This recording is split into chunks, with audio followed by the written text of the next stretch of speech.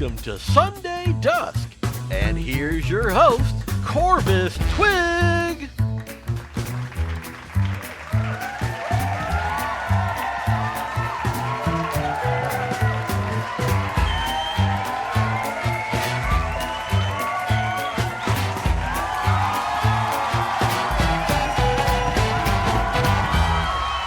Hello, everybody. Welcome, everybody, to Sunday Dusk. Well, thank you for the pre-follows. Thank you, Taco Shrimp, Anjake, Gazbang Goblin, and C-Rail for the follows. Thank you so much. Appreciate to have you here. And every else who might be new, welcome. We're so happy to have you. In case you didn't know, my name is Corvus Twig, and I'm an American Crow, and I do talk shows. I like talk shows. That's what I'm doing right now. A little talk show. This is, okay, it's called Sunday Dusk, and you may be like, but Twig, it's 10 in the morning. How is this Sunday Dusk? Oh, thanks for your head pats. Thanks for head pats. For some people, it is dusk. Europe and Africa, it's dusk over there right now. So for many people, it works. We can have Sunday Dusk in the morning. Look, the important part is the Sunday part. So it's dusk somewhere. It's always dusk somewhere. So don't you worry your cute little patooties. Well, we have got such a wonderful show for you today. Sunday Dusk is a little show where we interview people and we talk about a bird. We got a great bird of the day, and we play little games. It's such good times, and we're so happy to have y'all here today because we've got an amazing guest today. And I think y'all know who the guest is. A little bird that needs no introduction. But we're going to get to her a little bit later. I just hope y'all have had some wonderful weeks. I know Monday we had April Fool's Day, and I hope you didn't get fooled too much. Feels like there wasn't too much fooling. Not too much fooling this year. I don't know. I mean, websites had their usual stuff. It's kind of funny. It's just like April 1st is like the one day where people actually don't trust everything they read on the internet. And that's a good thing. You shouldn't trust everything you read on the internet anyway, but people are doing it. People are actually using a little bit of common sense only one day a year. Maybe that's a problem. But thanks, Plague Dr. X, for the follow. We appreciate that. We appreciate all you little beans coming in here today and watching. It's we have fun. We have fun here. But yeah, I didn't get too April Fool, but God, I can't believe it's already a week into April. What happened to March? It's like we're a week into April and March Madness is still happening. It's something about throwing a ball into a hoop. I don't know nothing about that. I know like a week ago I saw the Harlem Globetrotters and they were throwing balls in the hoop, and that was fun. Oh my gosh, I highly recommend going to see the Harlem Globetrotters. You don't have to like sports to like them because they're doing comedy, and they've been around for almost 100 years. They were founded in 1926. Do you know that the Globetrotters have been around for that long? And we know that they're going to be around for at least another 1,000 years because we know that, Fry and Leela and Farnsworth interact with them. So that's a thing. That's definitely a thing that happened. Yeah, March got buried in snow. Absolutely. Well, to start the show, we like to do a little thing called the Branch News. We're gonna do a little bit of the news from the last week because some very newsy things happened. So give me 1 second to pop that up. All right. So my first story this week comes from from England, actually, in Knutsford, Cheshire. Yes, from Knutsford, Cheshire. Well, this is the story of a woman who saw a little baby groundhog, and it was cold out. Oh, thanks for the follow, Femboy Breeder 9000. Thank you. Thanks for the boop. But anyway, there was a little baby hedgehog, and she's like, oh no, it's out in the cold. It's winter. I have to save this little one. And she did, and she put it in a little box and gave it a little bit of food and brought it to an animal shelter. When the people at the animal shelter took one look at it and were like, ma'am, this is not a hedgehog. And indeed, it was not a hedgehog. What Was it a porcupine? Was it some sort of other dangerous animal? I'll tell you what it was. It was a puffball from somebody's hat that had fallen off and hit the ground. Someone had a hat with a little puffball on it. It was a little fuzzy thing, and and it fell off and hit the ground. This lady thought it was baby hedgehog, and she thought it was a baby because the spinies weren't hard yet. So, so yeah, here we have the hedgehog. And it's a little plate of meat that they left for. Do hedgehogs even eat meat? I don't know if this is appropriate food for a hedgehog, but maybe it's appropriate food for a poof ball. A poof ball on your head.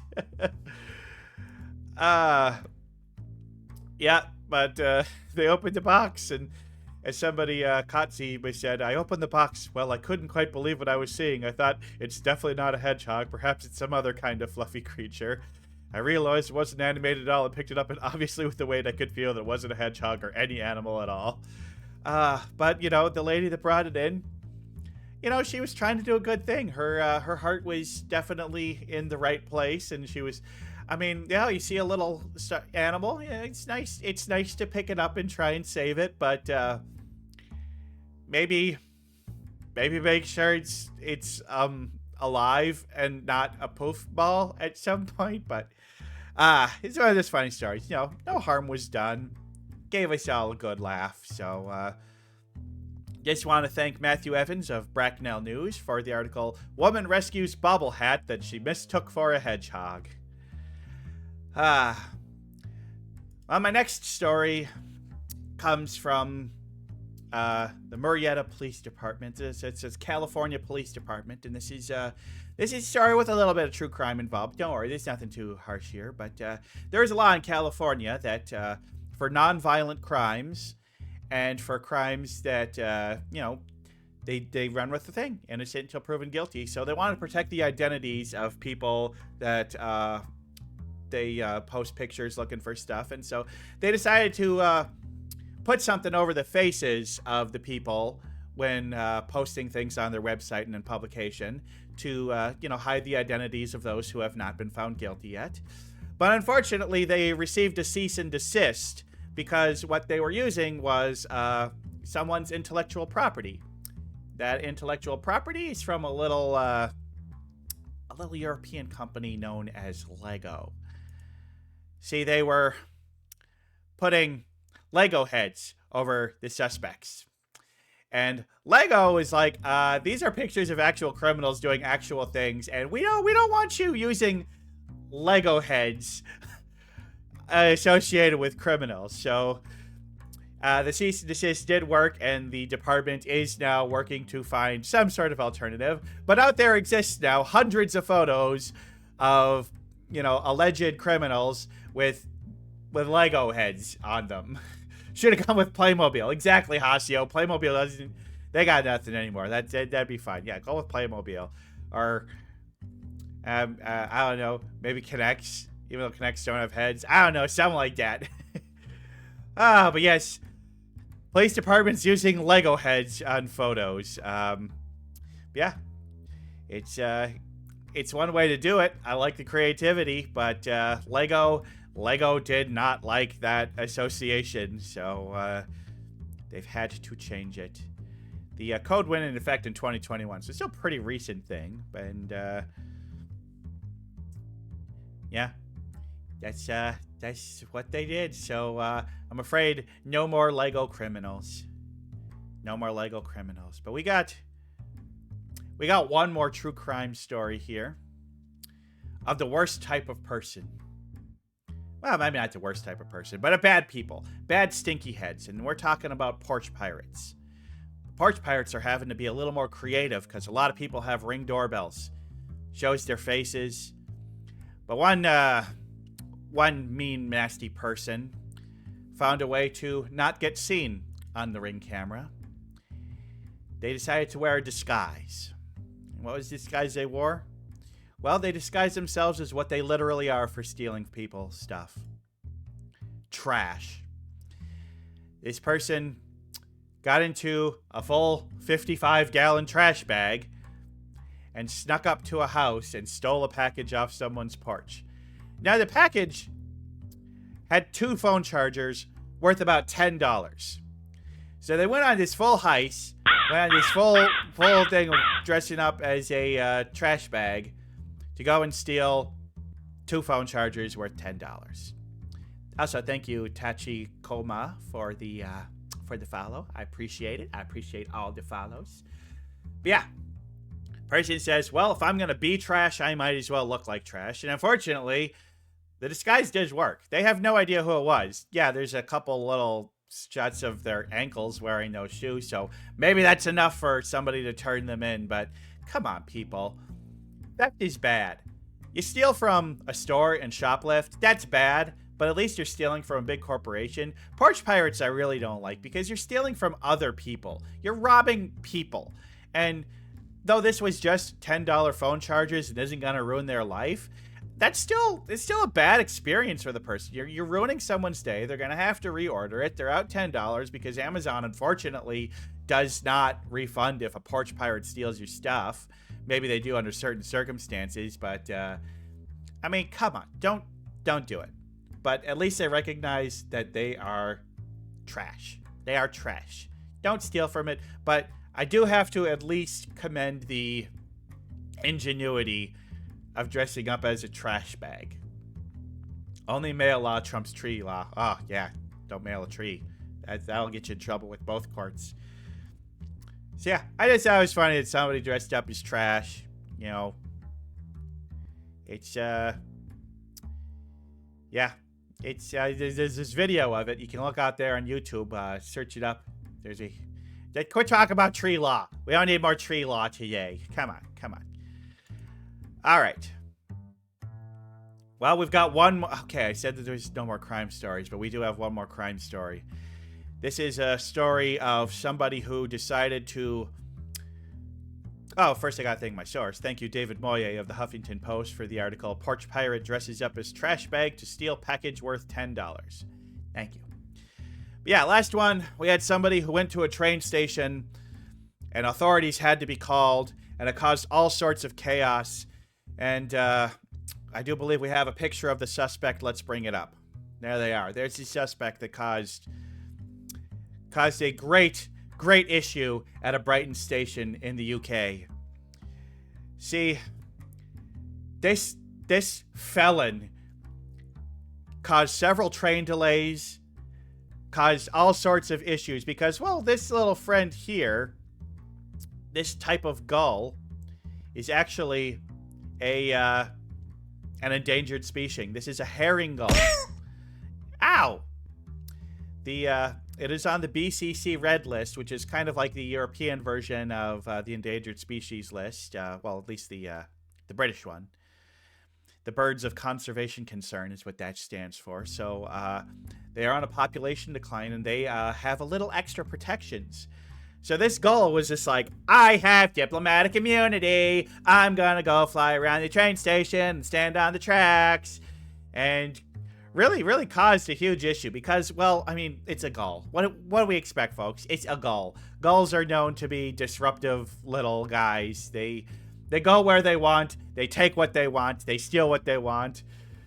And there was actually one of the main issues is because a lot of the areas around where it was hanging out had electrified powered rails that if this bird came in contact with would mean a very crispy bird very quickly. So they had to switch the power off. So this caused a lot of issues.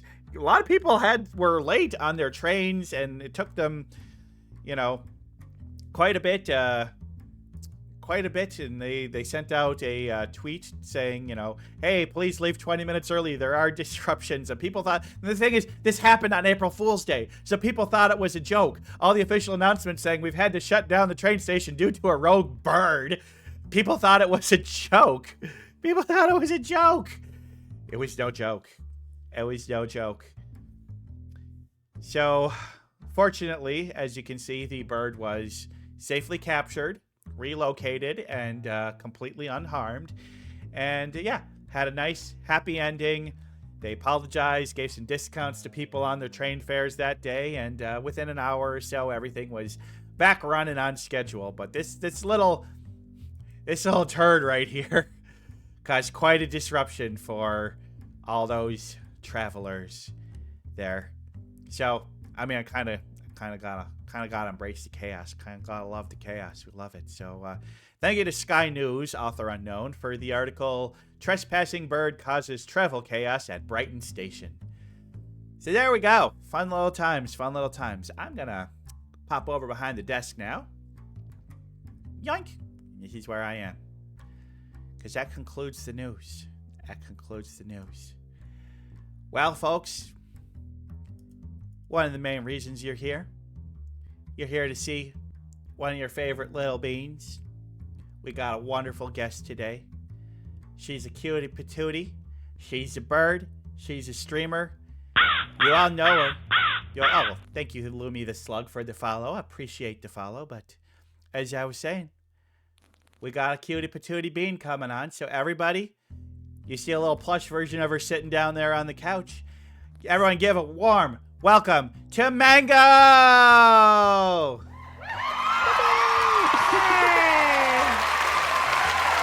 Oh my god, so much cheering, so much crowd, so much loud, so much. They love you so much. They love you. They love you, Mango. They love you, Mango.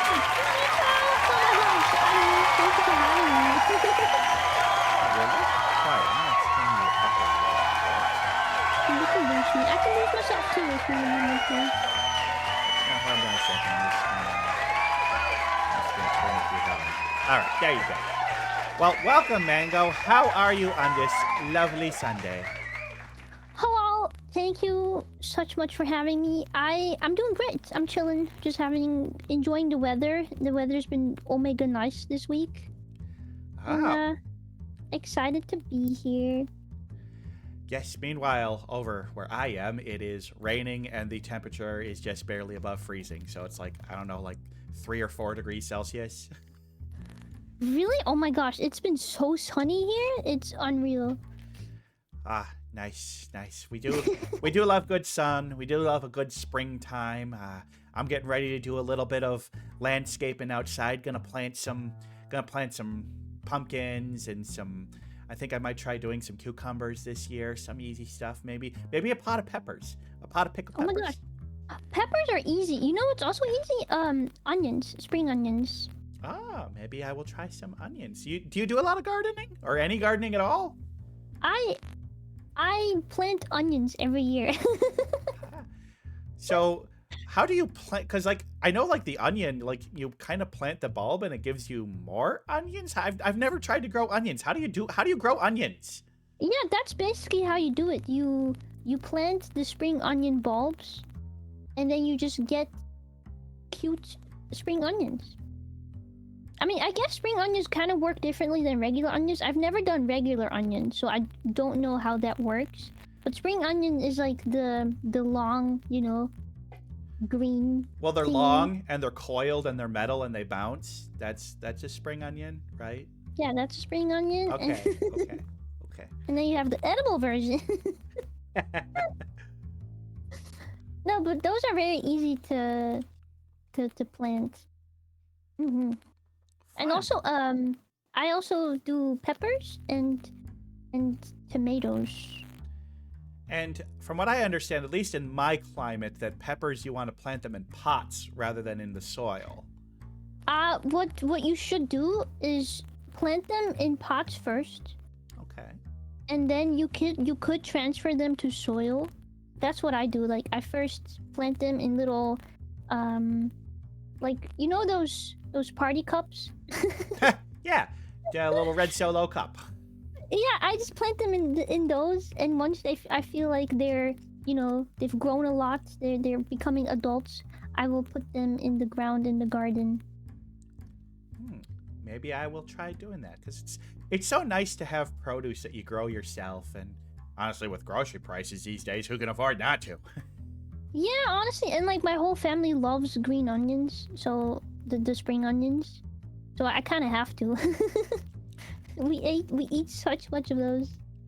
Well, they're so useful for a whole lot of recipes and stuff, especially like I like to do a lot of stir fries and some good green onion in a stir fry. Yeah, It's it can go in anything, honestly. It's so versatile. Put some on It's your ice delicious. cream, delicious.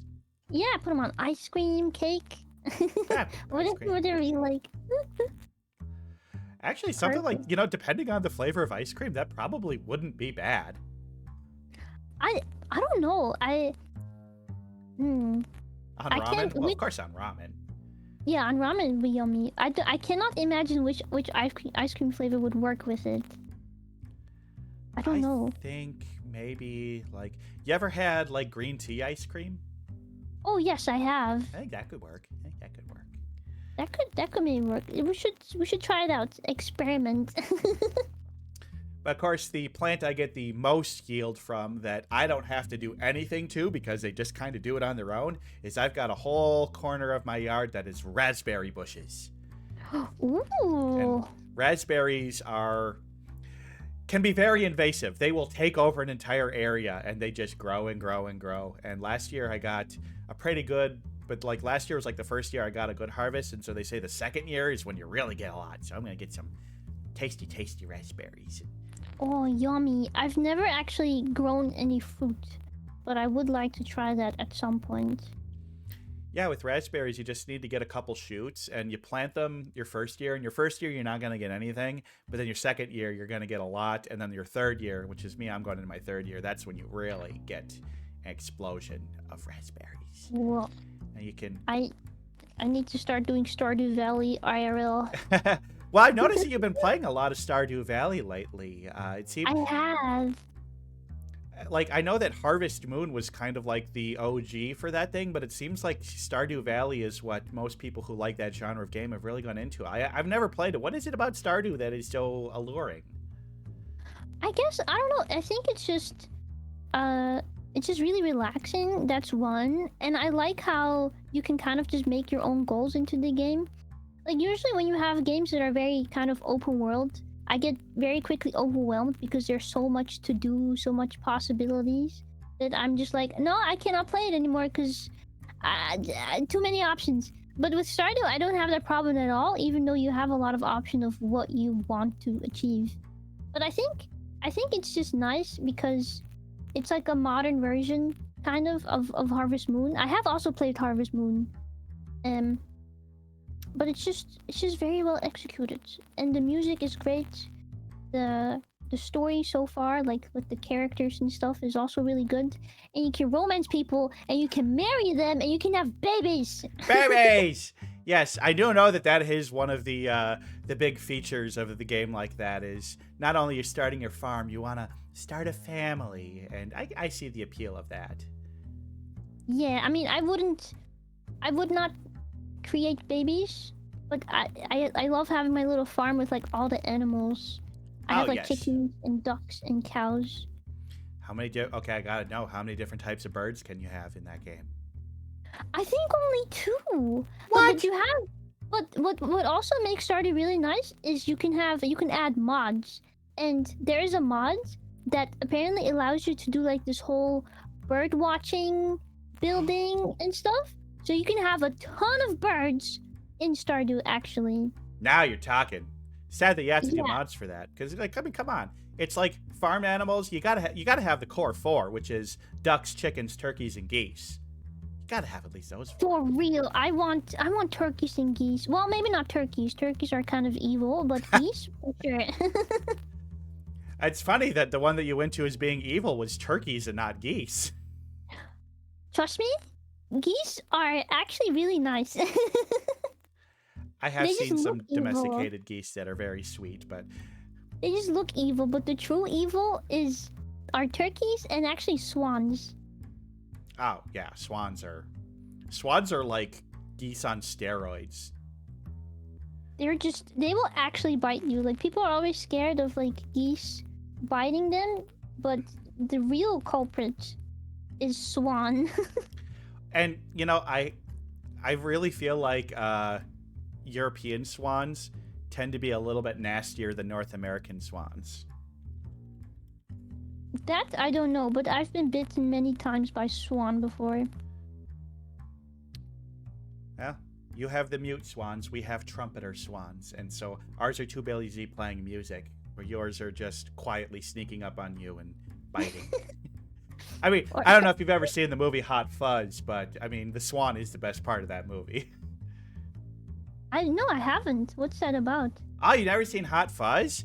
No. So, have you seen Shaun of the Dead? No. Oh, you haven't seen the Edgar Wright. So, you know who the director Edgar Wright is. He did Shaun of the Dead, Hot Fuzz, World's End, but he also did the Scott Pilgrim movie. I'm trying to think what else Edgar Wright has done. But he's a director. But he made a trilogy of movies with Simon Pegg and Nick Frost, who are UK actors/comedians. And so Shaun of the Dead was a parody of zombie movies. So it's just like, it's a zombie movie, but it's a comedy. But then the second one, which many people, including me, think is the best, it's a parody of police drama. And Simon Pegg's character was like a London cop who was like the best cop and he was too good. And so they're like, you're too good. You're making the rest of us look bad. We're transferring you to this tiny little town. And it's a tiny little idyllic town, but a lot of people keep dying in accidents. I do accidents. This is me doing finger quotes. And he ends up finding like a big conspiracy of like they're getting rid of the undesirables in town to keep their town perfect by murdering them and making it look like accidents. But like one of the degenerates in town that he's tasked with dealing with is a swan that's going around attacking people. Oh my god. Very good movie. Highly recommend. I'm sure other people in chat can back me up on this. That Hot Fuzz is great. Okay, I might have to watch that then. I'm not really a movie watcher, I realize. I don't know all the directors and all that stuff. I should watch more movies, I think. Do you have, are there any movies that you do really love? Like a comfort movie that maybe you watch every now and then when you just want to watch something cozy and familiar? I love Ghibli movies. I will spam those constantly. I do love the Ghibli movies. Which one is your favorite? I love Whispers of the Heart.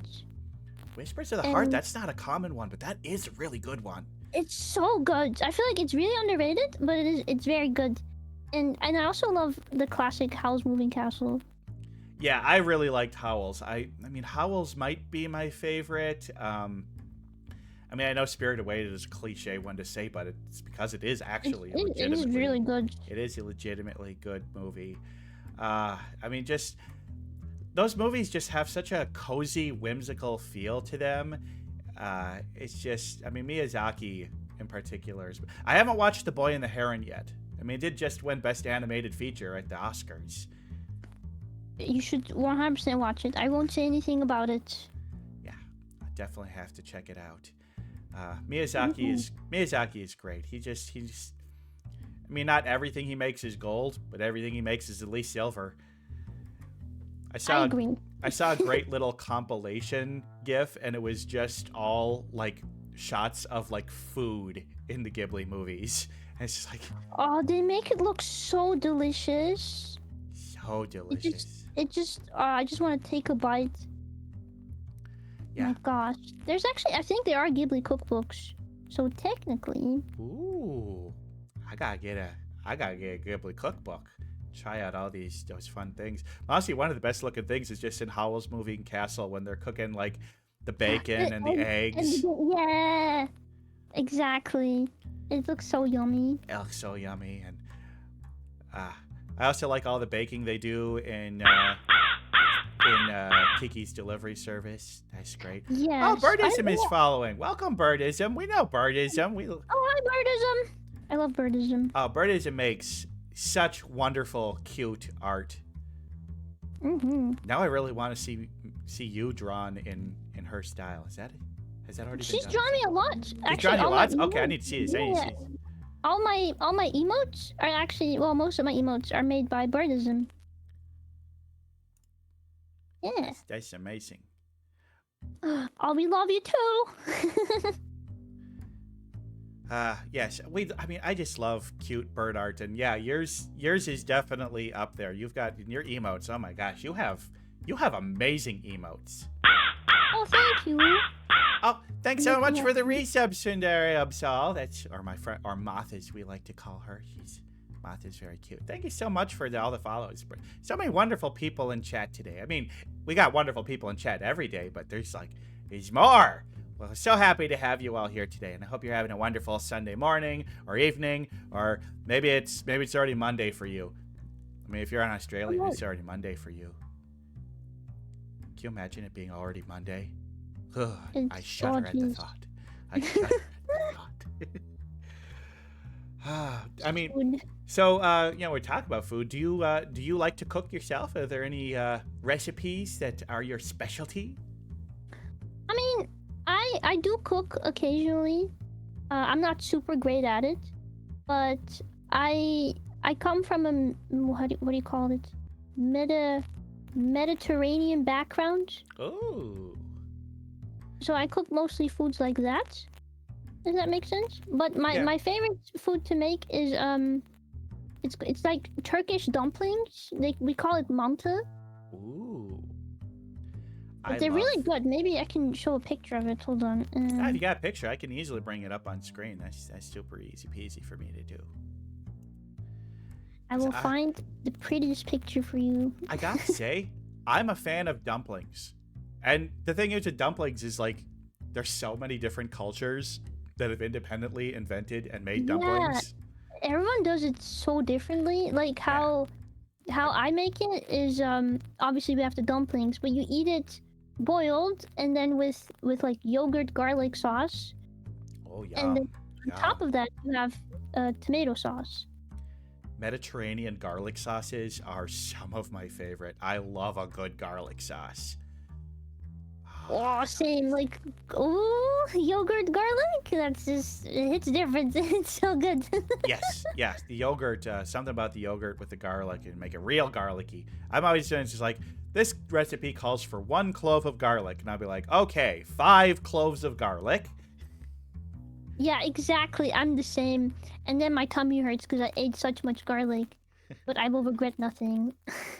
Martha's saying the 3 constants across cultures are 1, make dumpling, 2, fry potato, 3, forge sword. I mean, it's kind of true. That is, yeah, I would say that everyone is equal in that. Oh, looking at this right now. Okay, open in browser. Bring up browser. Mm-hmm. There we go. Look at that. Yummy. Delicious. Yes, that looks delicious. The sauce on there, the red sauce. What's inside those dumplings? It's usually meat. I have never had them like without meat. So I don't know. How do I I don't know all the names of spices in English, but it's just like a meat filling. Yeah, meat filling with spices and seasonings. Yeah, you gotta do it. It is like ravioli. It does look a lot like a ravioli, you know. I have heard people say that they name it like Turkish ravioli, but that just feels weird to me. Well, I mean, you think about it, like, the difference between a dumpling and a ravioli, it's like, okay, well, noodles are pretty close to bread in terms of their ingredients.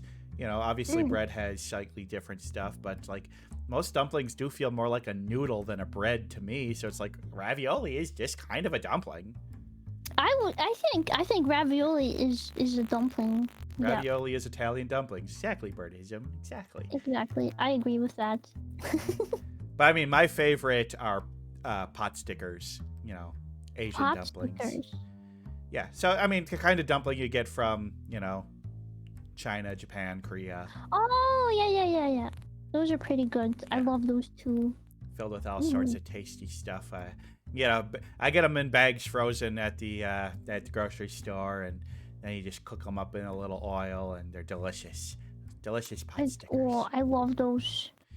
And then there's a Russian dumpling called cheburek, which is like onions and minced meat and seasoning in a crispy fried dumpling. Crispy fried dumpling. So delicious. I said crispy cried. Crispy cried. Yes. I love the fried dumplings too. I think they're very yummy. Yeah, see, like, I love a good crisp. I love crispy food. Crispy is my favorite food texture. Crispy. You must love potato chips. I mean, who doesn't love potato chips? I mean, I'm sure there's got to be some people out there that don't like potato chips, but potato chips are just. They're just good. You cannot go wrong with them. 9 out of 10. Now, do you have a preferred flavor of potato chip? I love ketchup chips. Ketchup? Ketchup? Is that weird? I don't know. I mean, a lot of people like it. I'm personally not a fan of ketchup, but well, a lot of people love it. So there must be something about it that I'm just not seeing. But I've had ketchup Have you chips ever had before, ketchup chips? and they do taste like ketchup. I gotta say, I gotta hand it to them. It tastes like ketchup. Right? Lamp Devil. Well, Lamp Devil is Canadian, and we know that Canadians love their ketchup chips. That's the thing up there. Oh yeah, I would. Honestly, I would go to Canada just for their ketchup chips. 100%. Stains the fingers, though. Oh, you never want to have chips and salty snacks that stain your fingertips. That's why. Oh, that's why I don't like Cheetos. See, that's the thing is that a few years back, a genius invented a way of eating Cheetos, a way that is brilliant and works perfectly. Oh? Chopsticks.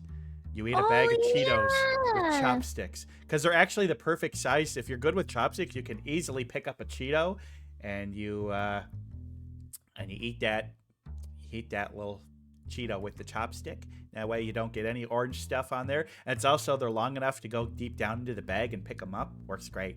Works great. I've actually done that before, but I've never done it with Cheetos. But I guess maybe I should give Cheetos a fair chance now. Now that I have this newfound knowledge. Give them a fair chance. We believe in you, Mango. Of course, another snack that I've been eating recently that I get from Costco is dried mango slices. Oh, those are really good. I agree. Yeah. I literally had them like yesterday, I think. Oh, mango eating a mango. It's okay. It's not cannibalism. She's not actually a fruit. No, I'm not. I'm not edible. But we have edible versions. Yes.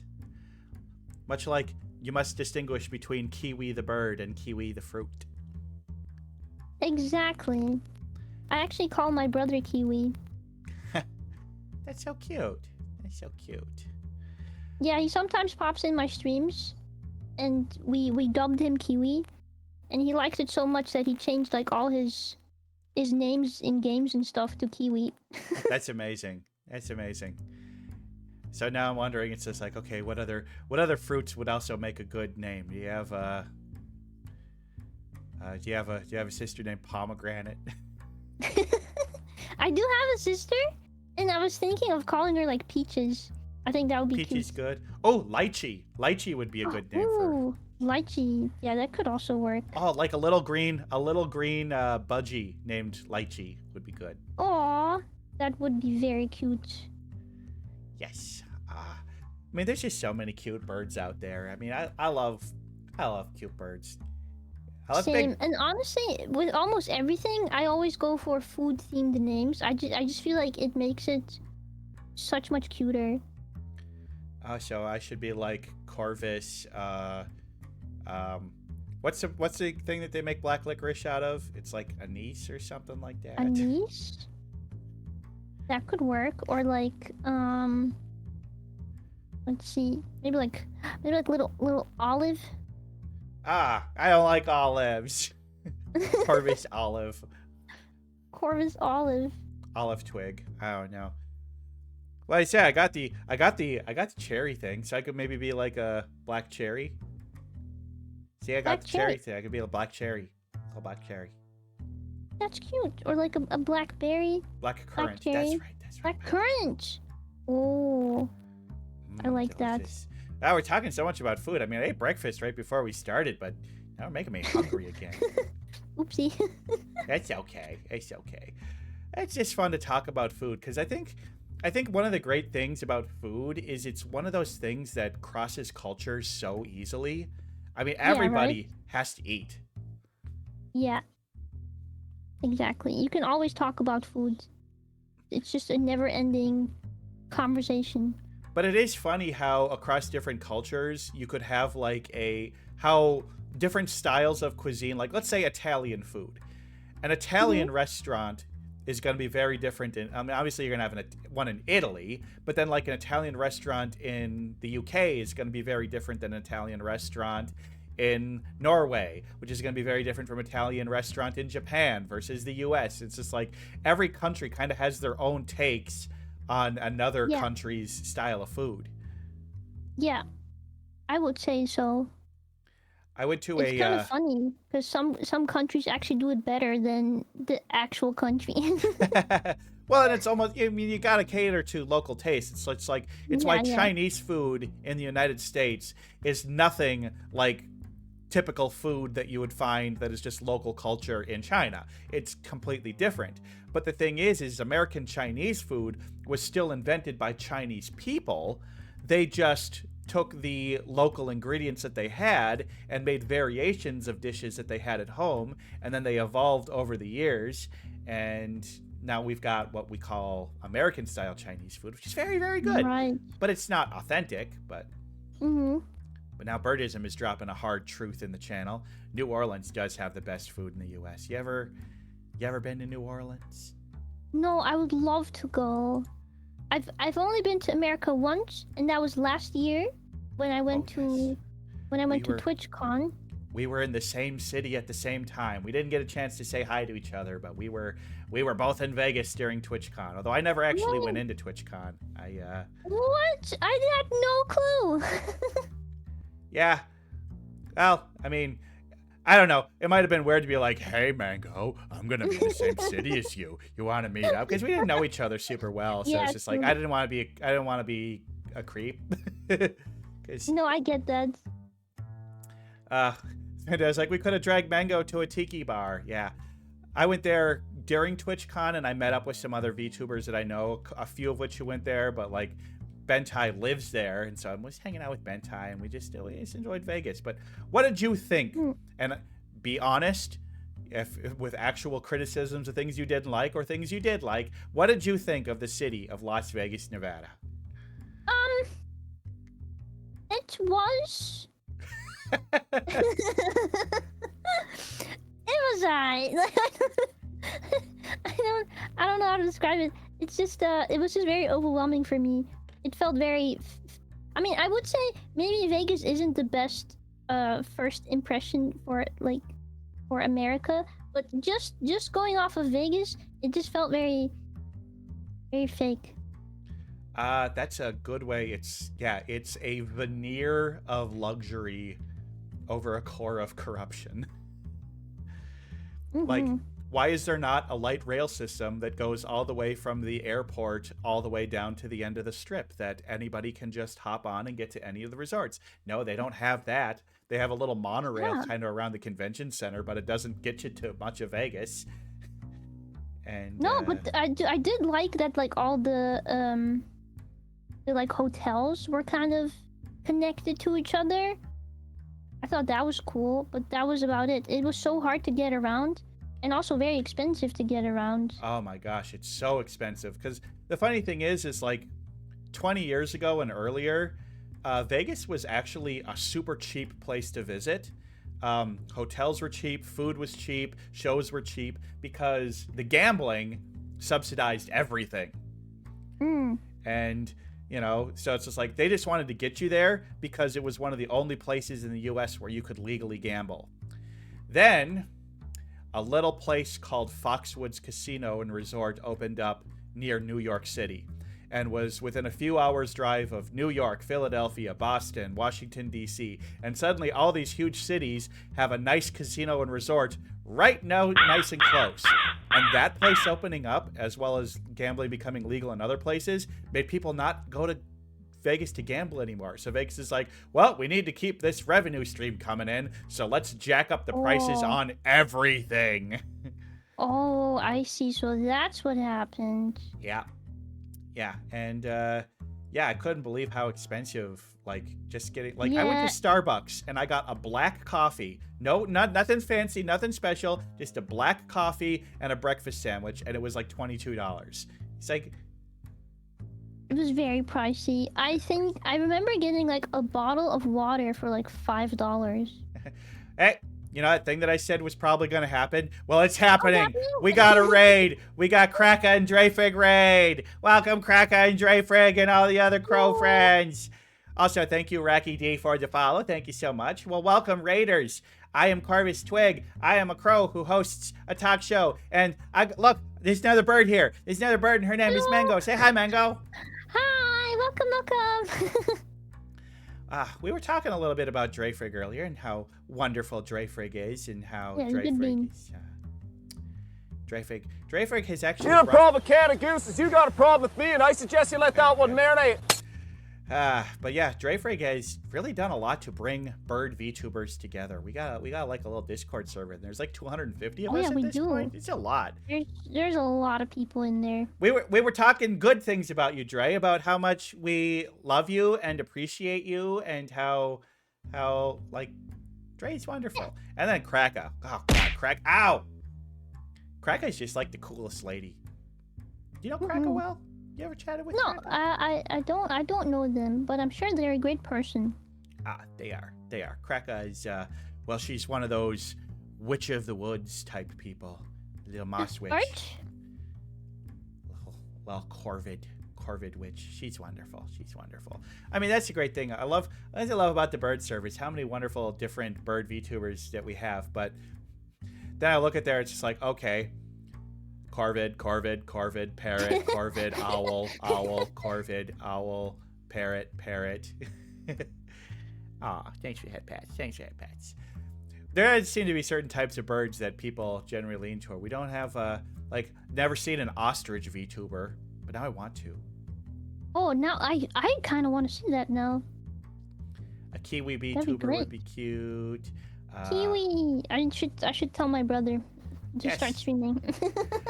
Goose. Yes, we got goose. Well, I mean, we got Goose and Chickens. By Goose and Chickens, we mean Gilbert the Goose, who was my previous guest 2 weeks ago, and of course Susie the Silky. You know Susie, right? Yeah, I love Susie. Oh, Susie's such a sweet bean. I love her little pickins, her little cutie fuzzy chickens.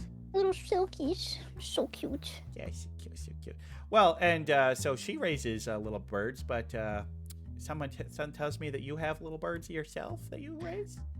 I do. I have my child whom I have birthed myself. Oh yes. It's my child. We share the same DNA. It's a lovebird. Of course. And I'm sure you give them much attention. Such much attention. Such much attention. Yeah, we call her Baby Mango. I mean, her actual name is Mango, actually. A real life. Let's say, hey, you know, that happens in real life a lot, where people will name their, you know, it's a junior, so you know, you can name a kid after yourself. Exactly. It's cute. Exactly. But yeah, I've had her for, I think this year will be 7 years. Oh my god. 7 years. Okay. She's 7 years old. Still And when I got her, she was still a baby. Yes. Well, I mean, being a little parrot kept in a home, got lots of life ahead of her. That's still young. Still young. Mm-hmm. Although, not like if you had yourself like an African gray, where you might be taking care of that bird for literally the rest of your life. That's a whole life commitment. Well, I wouldn't mind if she was in my life for all my life. Yeah, but I mean that's true of all, you know, pets. You know, they are a big commitment, and you gotta make sure you're ready to do that commitment before you decide to take it on, because they are. Yeah, I feel like people really underestimate just birds in general. They're probably like, a lot of people are just like, oh well, chill little birds, probably easy. Just keep it in a cage, lamau, and then they don't really give them much affection. But birds need a lot of attention, you guys. Like, as much as dogs, maybe more. You know? Well, especially lovebirds. Lovebirds are extremely social. But we'll get to more of that later, because, well, I think some people might be able to guess what the bird of the day is, but we'll get to more of that. Whatever could it be? Whatever could it be? No clue. Oh, birds need a lot of attention. That's why I'm out for Twig. That's right, Bentai. You give me all the good attention. All the wonderful attention. All parrots are social creatures. That's very true, birdism. They all, every parrot species is social, and there's some birds that are very solitary, but Yeah. parrots are not one of them. Hilda is a hate bird. There's some mean birds out there. Oh, you show him a picture of your little cutie patootie here. I'm gonna bring that up. My child. Look I at think that it's a little- GIF. I might have accidentally sent a GIF. It's okay. Gifts are fine. We are capable of displaying animation on Corvus Twig TV. That is not beyond our Oh, let's technological go. capabilities. Look at our little fuzzy little. She looks so coy and cute. You know, little. Oh, she's such a baby. Such a little baby. I mean, I could look at cute little parrots all day long. It's just it brings joy to the heart, making that dopamine or whatever you want to call it, or I don't know. It gives me a little happy hit. Give me a little happy hits. Always post pictures. I got my Discord server. You want to post pictures of cute birds in there? I highly recommend it because it just makes all of us happy. Okay. Little dopamine. But I don't know. What are some of are there any wild birds? I mean, you told me a little bit before that you like to see little jackdaws hanging around. Oh yeah, I love little jackdaws. I think they're so cute. They always just hang around at the stations. I also love seeing pigeons. I feel like pigeons are underrated. They're just little chunky boys. They're so cute. Here's a little jackdaw that you took a picture of. Look at this little feller. Look at this little feller. Look at him. So chunky. Yes, he's the thing is, he may look chunky, but a lot of that is probably just feather floof. He's probably It's just love. Like if you put your finger in there, your finger would disappear. yes. I've seen somebody who had like a floofy bird. They were like taking like little twigs with like little flowers on them and just sticking them inside the bird's feathers to make it It's so cute. 90% fluff. But yeah, honestly, I love all birds. They just make me happy. But I guess I'd pay more attention to pigeons and little jackdaws, which is funny because a lot of people don't like them.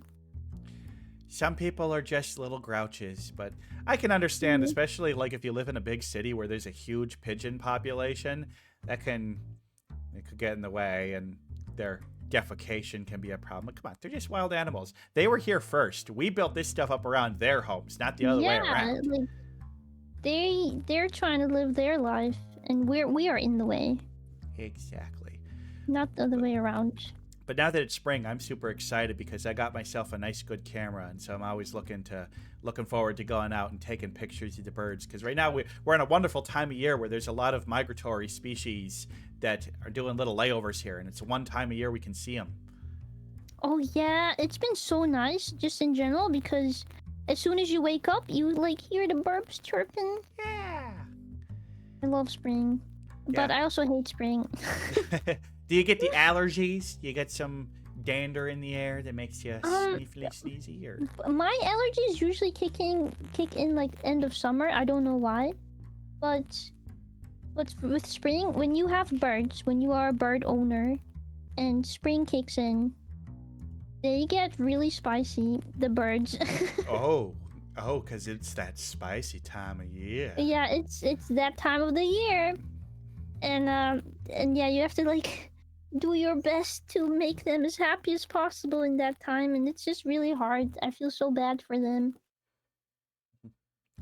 Racky is asking a question about Molly the Magpie. I don't know anything about Molly the Magpie. Molly the magpie, I do no. love magpies. I also love magpies. They're very cute. I follow Sophie the Magpie on Twitter. It's a cute little magpie. Oh yeah. It's time to head to the call. All right. Might have seen her in passing. Yeah, there's a lot of, I guess what we call influencer birds, popular birds out there on the internet. I mean, Mango, Yeah. you're a popular bird out there on the internet, but Am I? I feel like I'm just a gremlin. we're all just little gremlins. But like, we were talking about African greys earlier. It's like, have you ever seen Apollo, the African gray? Oh yes, Apollo of course. Who has not? Glass. If you love, I mean, there are just certain birds. If you're into birds, you know all the famous birds. That's a bug. Rock. God, I love Apollo. And Apollo's got some pretty cutie patootie sisters. You've seen the other two little birds that they have there. Very cute. Bowie the Indian ringneck. Oh, also very cute. There's Bowie and there's also Hamlet. Do you know Hamlet? I don't know Hamlet. Hamlet is the ringneck that goes like, "What doing?" What doing? What doing? But honestly, a lot of them go, "What doing?" I don't know if they're an influencer one, but there's a famous bird whose video went viral that I've heard you quoting on your stream a few times, going, making pancakes. Making pancakes. making pancakes. Making pancakes. I think they are actually making more content. I think they are an influencer. I just don't know the name of the actual birds and their like owner and stuff. And then of course we've got Gumi or Redbird. Gumi. Wah wah wah wah wah wah. Wah wah wah wah wah wah wah. Everyone knows. Iron Mouse is famously deathly afraid of that bird. That's so funny. Gosh, birds are just so lovely. They're just such cutie little patooties. Even a big scary bird like an owl is still pretty cute. I'd say so. I think even the scary birds, they're just little floof balls. They're just little guys doing their thing. Even gooses can be pretty cute. Even turkeys can be pretty cute. Well, now you're going too far. Now I'm going too far. Okay, I'm going too far. I don't know about turkeys. I feel like turkeys are just evil incarnate, but goose, yes. I had a coworker who arrived to work, and there was a big male Tom hanging out in the parking lot. And like as soon as she pulled up, he went right up to her window and like would not let her get out of her car. Oh my gosh. That's She's a follow. I'm not a fan, I swear. Yeah, she was like stuck in there. Like one of my other coworkers had to go out and like chase the turkey away so she could get out of her car because she was too scared because it was trying to peck at her. Oh no. But I've also been harassed by. There's a little pond by right close to the office building I work in, and sometimes I go out there on break to have lunch or something. And geese by that pond have approached me with ill intent, let's say. They have? What did they do? They were trying to steal my food. They're like, "Oh, you have a bag of chips? We want this bag of chips." That's now our bag of chips. They just want you to share. They just wanted to share. But, you know, a little public service announcement. Chips and bread, not good to feed to wild birds. No, true. Don't feed ducks bread. Yeah, it's like they like it, but it's like eating a candy bar. There's really no nutritional value in it for them. And if they get too used to humans, that's all they're going to want to eat, and then they won't get their proper nutrition. You know? Yep. Peas. Oh, peas are a great thing to feed to ducks and geese. Oh yeah. They love that. They will inhale that. Yes. I've seen somebody set down like a little bowl full of water and peas and a duck just going to town on that. Have you seen the video of like this cat eating their food and then you suddenly see a duck just pop in and just inhaling the cat food in front of them? I have seen that video. It's so great. I do love seeing birds interacting with other animals. I mean, you know, we got a little show here called America's Funniest Home Videos, although they've shown videos from all around the world. I've seen some clearly Australian ones. But my favorite genre of video on any of that, or Fail Army, or any of those things, is small children being chased by chickens. My favorite genre. My favorite genre is small children being... It doesn't have to be chickens either, just small children being chased by birds. It brings a joy to my heart that I can't describe. I have a video, which is, I think, one of my favorite videos on the internet. Maybe I can find it. If you can bring it up, I'm sure the people would love to see it. Oh my gosh. It's so funny. Nice, Moth. Chickens are apex predators. It's true. Though I couldn't think of Susie of ever being a predator. She's just too sweet. No, Although- I couldn't imagine that either. Although, like, some of her little baby chickens, Noir, I could see being a predator. I could definitely see that. Not Vice. Vice is a little gentleman. Yeah, but Noir, that's you're kind of spicy. With Smart McCoy making a good point. She does have forward-facing eyes. Forward-facing eyes is terrifying. Ah. Okay, I found the video. Yeah, yes. All right, let's play that quick. It's maybe a little bit loud. It's on YouTube. That's okay. I can It's control very YouTube. short. It's only like 8 seconds. All right. Hold on a second. Visit site. This one's. Oh, no. Pause. Okay. All right. Let's bring Firefox back up again. Oh, we don't need to. Come on. Oh boy. Resize that. You don't need to see my. You don't need to see my recommended videos. That's private.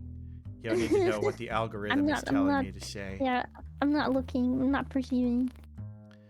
All right. Play the video. Oh God!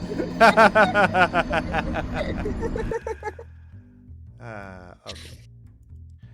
Wonderful. Yes. The best video out there. I mean, like I said, birds chasing children. Could watch it all day. Watch it all day. Well, this has been such a great, fun conversation, but it's time to move on to our next segment. Oh boy. It's time for Bird of the Day. So we're gonna head over to Bird of the Day. All right, give me a second to pull up the. Gotta pull up the PowerPoint. Can't let you see that PowerPoint. I love PowerPoints. I love PowerPoints. Whoops, that is not the. I accidentally opened the template, not the. Yeah, that's right. I got a template. Deal with it. Now I don't have to rebuild the whole thing from scratch every time. All right, heading over to Bird of the Day. Yippee! Oh, great! Someone has summoned Rodney. We gotta be joined by Rodney for Bird of the Day. All right, okay, you're good down there. Let me move up here, and you go down there, and Rodney will hang out next to you. Hi, Rodney. Okay.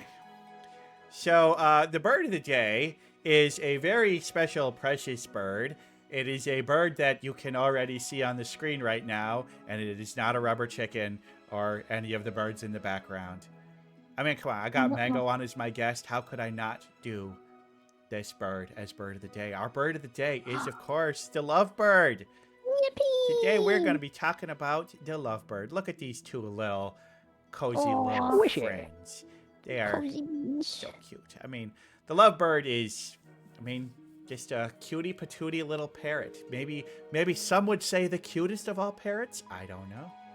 I don't know. That is very controversial, but I might agree with that. I mean, some people may say budgies. Some people may say cockatiels, but I mean, lovebirds. If they're in the conversation for sure. And For sure. they are tiny little patootie guys. Only 5 to 7 inches long, 4 to 6 inch wingspan, and I just realized I got a European guess. I should have converted this over to centimeters. So yeah, let's I say don't know what any of this means. let's say like 11 to 16 centimeters long. Yeah, that sticks out. And 4 to 6 inches. That's going to be about 9 to 15 inch wingspan. It's going to be about right. Yeah, Or I said that's inch, good I mean math. centimeter. I don't know That's the really good conversion math. from ounce to grams, though. I'm sorry. That's okay. But Yeah, I usually do. I would say like around 45 grams. Yep, and we say that their lifespan is about 10 to 12 years. So I guess converting that to metric, that's like what, about 3.5 to 4 kilodays?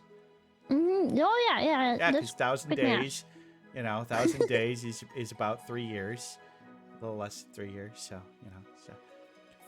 57 grams. Bentai is saying 57 grams. I mean, they're 57, light. that's- They're small and they're Yeah, light. They're very light. They are I'd say tiny little parrots. That's a chunkier lovebird, I would say.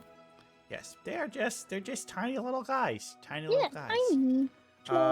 And though you can find lovebirds on literally every continent except Africa, every continent except Antarctica, you are going to find them in captivity pretty much across the entire world. Wherever people have birds, you're going to find lovebirds. But if you want to look for these fellows in the wild, you're going to have to go to Africa.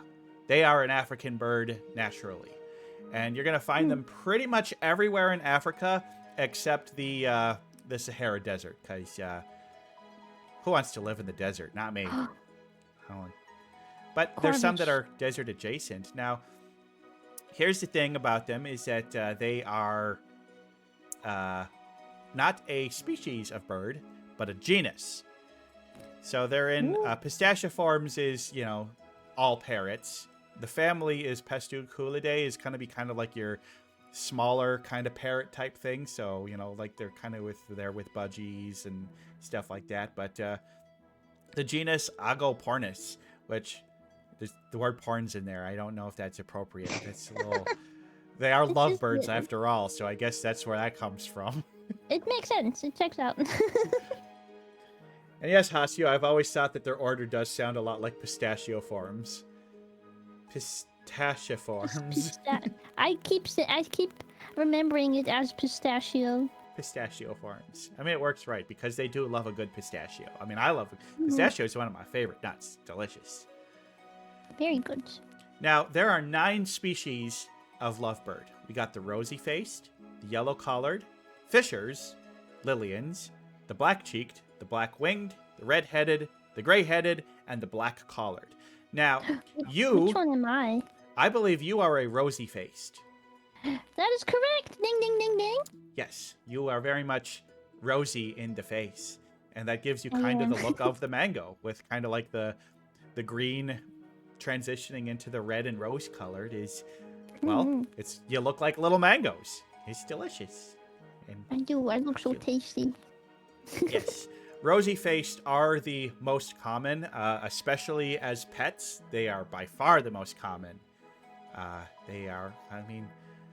Just look at them. They're just such charismatic little fellows. Just love those pictures of the two sitting next to each other. Just how cute they are. They're just so cute together. So cute. So adorable. There's something about animals pairing up and being cozy and lovey towards each other.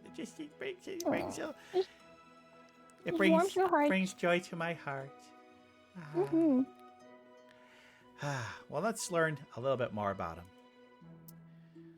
So these little birds, when they're about 1 year old, they're gonna check out their local flocks and go on. They don't need apps to do it. They just kind of do it the old-fashioned way through socializing, and they find a mate at 1 year, and they will stay with that mate for the rest of their life. Now, one thing that's very typical with birds is that if one of them dies, they will find a new mate. Lovebirds don't typically do that. When their mate dies, it's usually actually a very, very sad, bad situation for the one who lost their mate. But they will stick around with their flock and help out other pairs, but they typically don't reconnect. And I mean, sometimes it's rare, but it does happen, but it's rare. But typically after they lose their mate, they will not find a new one. They're very much fall in love, and that is their... Yeah. And I think that's very sweet. I think that's also very bittersweet. Yeah. Throughout most of the species, the female is going to be the one who's going to build the nest. And the male's just going to be kind of there helping out, guarding it, protecting it. But it's kind of interesting that throughout the different species, they have different types of nest. Some do full building of nests, like out of complete wholesale, and will like build like a little bird condo.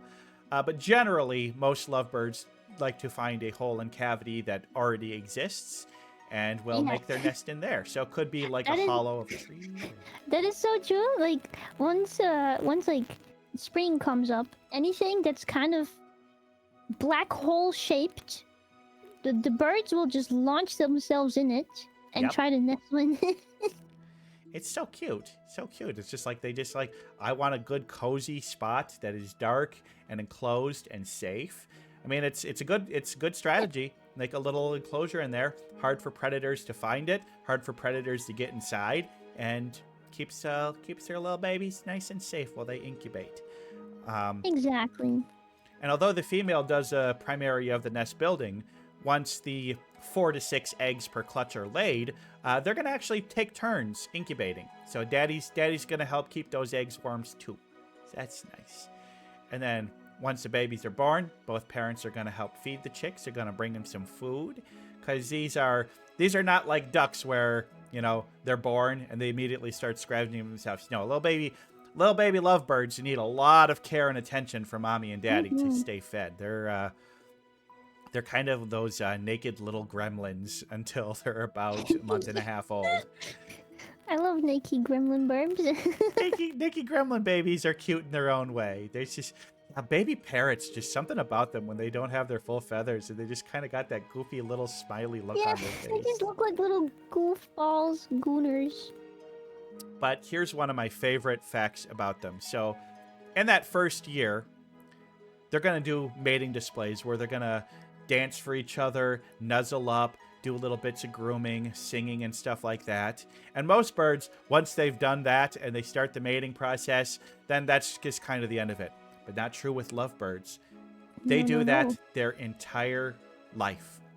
They never stop trying to impress and swoon and take care of their partner. And I think that is so sweet. They feed each other. Like, they'll be like, I got a bunch of food here, but I'm going to give it to you because I love you. They're so cute. They're just very sweet. And it's just like, they display behaviors towards each other that, like, I know they say don't anthropomorphize animals, but come on, this is love. This is an intelligent being showing clear affection towards another individual. Is that not the definition of love? I'd say so. They really do own up to the name lovebirds. Yeah. It's exact, because this is a bird where, yeah, they got their name based off of their behavior. They show love. What is love? Well, baby, don't hurt me. Baby, don't hurt me. No more. I mean, they're such cute patooties. Brings a smile to my face. So, as we mentioned earlier, they are very commonly held as pets, and they do well in captivity. And I say only if in pairs or more, and so they don't always have to be paired up, but they do need a companion. They are very attentive birds, and they do not do well solo. Best case scenario is you have 2 of them who can be that lovey-dovey pair for life. Yeah, that's the thing is I found is that if this is a bird where you're just like, I'm just going to get a lovebird and I'm just going to put it in a cage, don't do that. Yeah, don't do that. Like, if you are living in a household like mine where someone is always at home and can give your bird attention all the time, basically, that's like the ideal situation if you just want one bird. But if you cannot provide that, just get 2. Yes. Oh, I was trying to scratch myself. I just kind of leaned into a little nuzzle there. Thank you. But they need attention, and that attention does not necessarily have to be from another lovebird. If you humans can give good attention to the bird too, but yeah, they do pretty good. They do pretty good in captivity. They are very smart birds. They're parrots. Parrots are amongst the smartest birds on the planet, and which makes them amongst the smartest animals on the planet. And they need some stimulation, so they need to play. And these birds play. They engage in activity that has no purpose other than to stimulate and entertain themselves. And that is one of the biggest signs of intelligence in animals, is whether they play or not. And these guys love to play. Do you have any little games that your little lovebird loves to play? I love playing games with my little baby. She loves destroying things. That's mostly how she plays. Destruction. But she also really likes playing with little balls that have like bells in them. Oh yes. And she loves to just kind of throw them around and then pick it up again and then throw it around. That's like one of her favorite things. But what she also really likes is getting kisses. That's also kind of how we play. Is once like the kissing game starts, she will like chase me around and kind of like nuzzle her her beak like just forces it against my face until I make a kissing noise. Ah, that's so cute. Thanks for the follow, Meshta. Ah, yes, It's very little cute. kissies, little kissies. Now, one thing that was interesting, despite how intelligent they are, they do not have the vocal mimicry abilities that many larger parrots have. They No, it's true. they do a lot of chirping. That I'm not saying that they're quiet. They certainly vocalize, and I'm sure you Yeah. can attest to that. Yes. But they don't do the well, like we were talking about Apollo earlier. They're not going to be telling you what material a glass is made out of. Glass. No, but what they can do is they can like mimic certain sounds. Mhm. So I have a specific way of how I call Mango's name. So I will usually always go like Mango, and she can't say mango, but she does go like beep beep. Like she does the tune, and so she can do that. She can also make kissy noises, and a really creepy noise that she makes is she mimics the noise of a door squeaking. That's super cute. How is that creepy? But I suppose that'd be kind of you're sitting with her. It's dark, and you just hear a. You just hear- Oh God, is someone here? No, it's just a little mango. Little Yeah, it's just Mango's here. Mango. He just likes the door squeaky noises. Yeah, they are cutie little patooties, and they are also not anything for little animals to be afraid of. They are primarily vegetarian. They like fruits, vegetables, seeds. When they are young, especially, their parents will often feed them insects. Little baby birds need a little bit more protein than adults do. Protein. But once they're adults, and, occasionally they'll be, in the wild, they'll be eating a plant, and maybe there's some small bugs on there, and they'll eat that. But they don't really, seek out bugs or do any hunting. They'll eat bugs opportunistically, but that makes up, like, less than 5% of their diet. They are primarily vegetarian. They love the delicious fruits and seeds, and the more, the thing is, like, certain fruits, especially ones that have a lot of color to them, if they eat a lot of that in their diet, that'll come through on their feathers, and they'll have much brighter reds on their faces and stuff like that. Mm-hmm. So that's typical. Like, I get the quarantine. Now, I did say that they are an African bird. However, there is another place where there are wild lovebirds that have begun thriving. I know where this is going. Yep. I was so excited for this. Southwest U.S., particularly around Los Angeles, there are flocks of wild lovebirds that have gone feral because people released them or they escaped, and they apparently the climate there works out pretty well for them. So the Southwest U.S., there are populations now that are growing and thriving in those regions. Yippee! I want to go there just for the lovebirds. Yeah. So yeah, there's lovebird populations, but there's also a lot of budgerigars, aka parakeets. Parrots are not really native to the United States except for some parts of Florida, but now there are wild populations in California, especially. Yeah, I think it was in Phoenix, Arizona too. Mm-hmm. Yeah, Phoenix isn't too far from LA, so yeah, a couple of them have gotten over there too. It's just that Southwest U.S. is a good climate for them because they don't really get winters there. And Yeah, and I don't know if you've seen like videos, but there's like videos of them where they're like nestling up in cactuses. Yes, yeah, cactuses makes a great place for birds. I think they saw it because like the state bird of Arizona, the cactus wren, that's where they make their nests. And some of these lovebirds were like, "Hey, that's a That's great a hole." idea." Yes. They're so smart.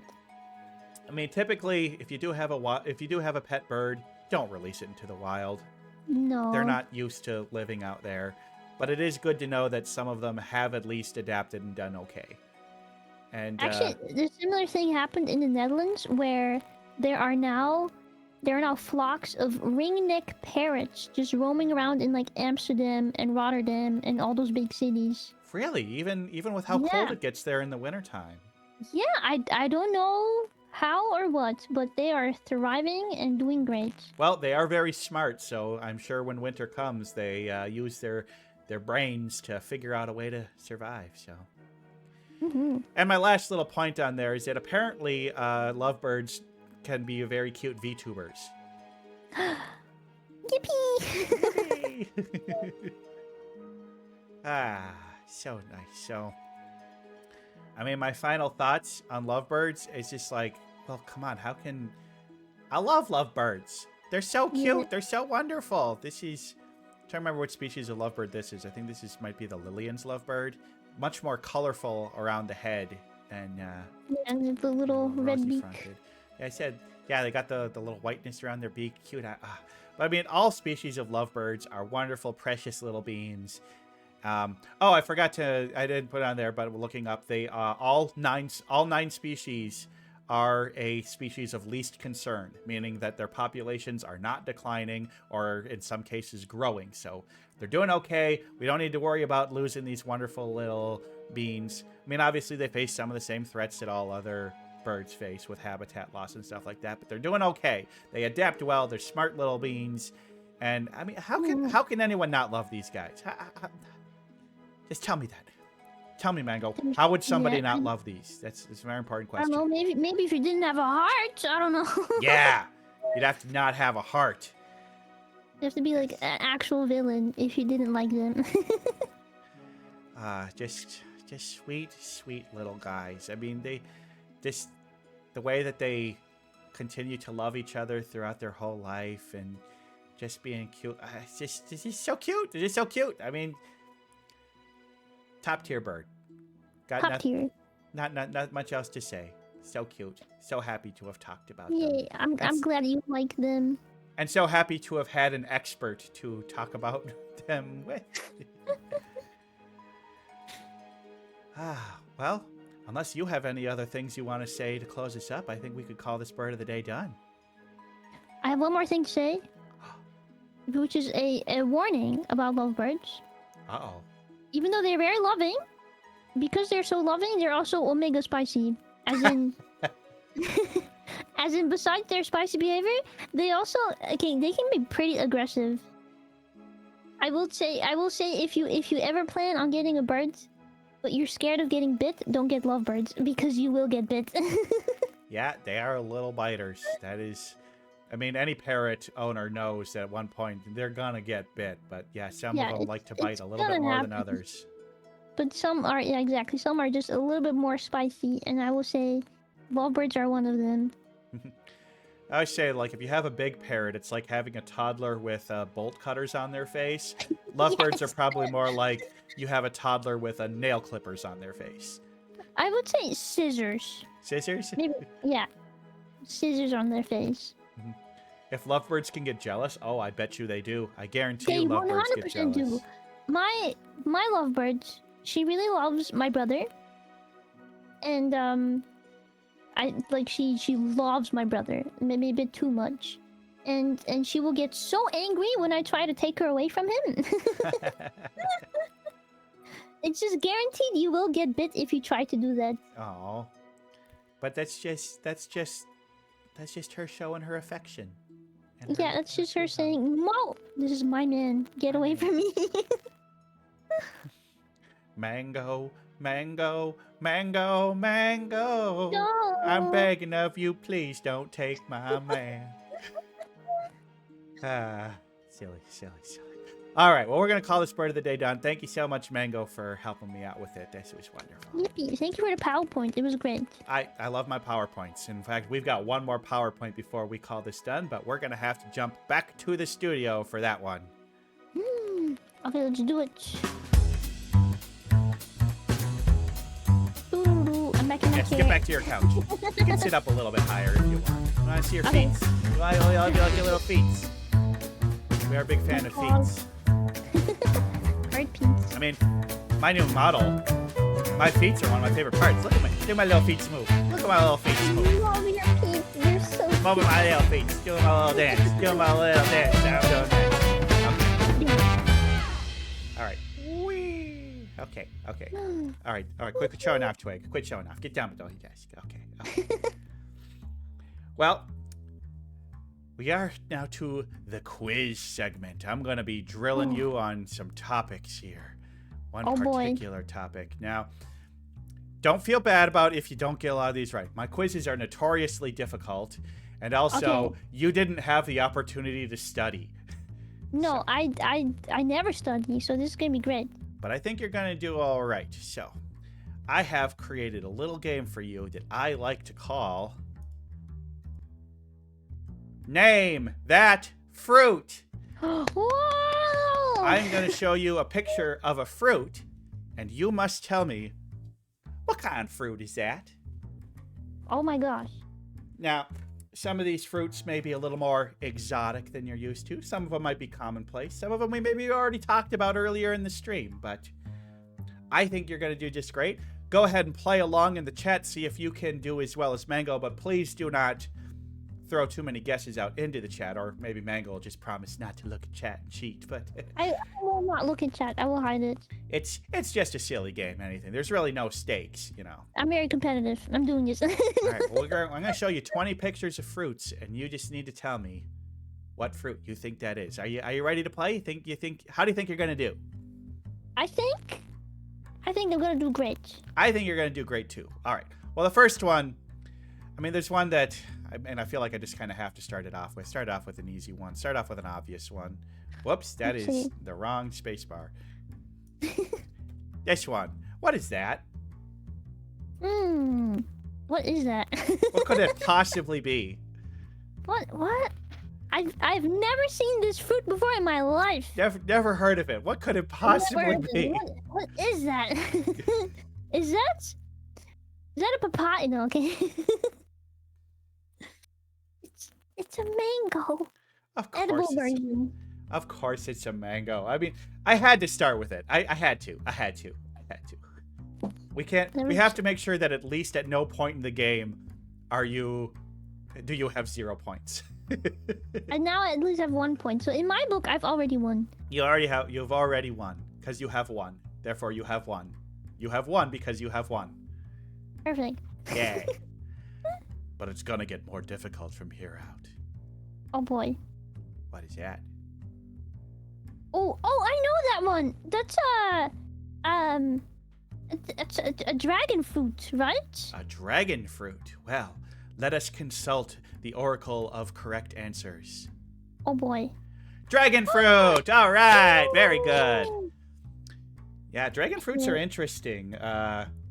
Did you hear about the influencer who made like a dragon fruit based sauce? It was like called pink sauce, and then learned that manufacturing and distributing a sauce for thousands of people is a much more difficult task than just making that sauce for yourself.